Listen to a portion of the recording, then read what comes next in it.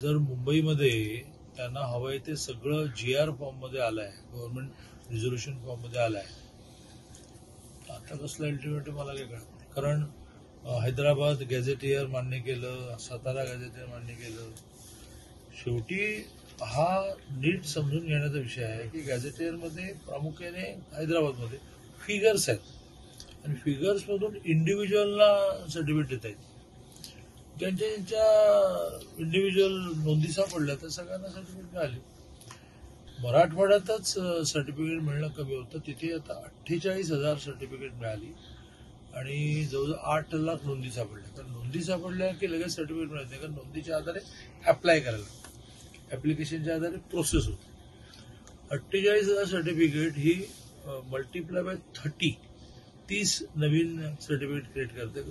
चुलत भावाला मिळणार, चुलत बहिणीला मिळणार, ह्याला मिळणार, त्याला मिळणार, असं त्या 48,000 या मल्टिप्लाय बाय 30 आहे आणि आणखीनही नोंदी सापडतील.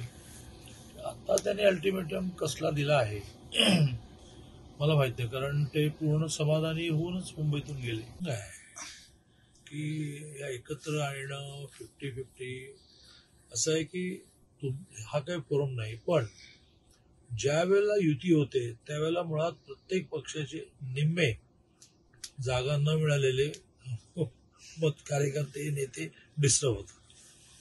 तिथेच वोट बँक तुटायला सुरुवात होते. पण हा जरा निगेटिव्ह भाग की त्यांच्या युतीमध्ये काही जण नाराज होतील, मग ते नाराज होण्यातून त्यांच्या मतांना. पॉझिटिव्ह भाग असा आहे की सरकार इतक्या गोष्टी सर्वसामान्य माणसासाठी करते. मुंबईकर घ्या, सगळं मुंबईसाठी झालं आहे, याला कोणाला बाकी कुठे इंटरेस्टच नाही.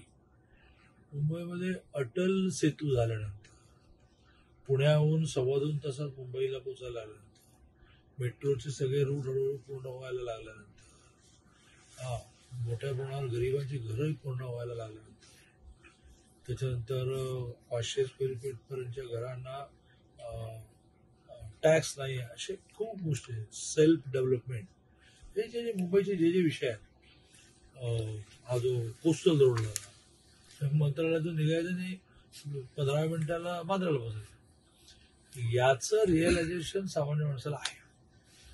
आणि त्यामुळे कोणी किती एकत्र आलं, ती पॉलिटिकलच पाहिजे, ते दोघे एकत्र आले तर मग बाहेर पडेल. म्हणजे गोळाबारी शेवटी तीच आहे.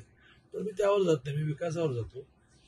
विकासामुळे मुंबईची जनता, महाराष्ट्राची जनता इतकी महायुतीबद्दल कन्व्हिन्स आहे की असे काही झालं तरी काय फरक पडणार.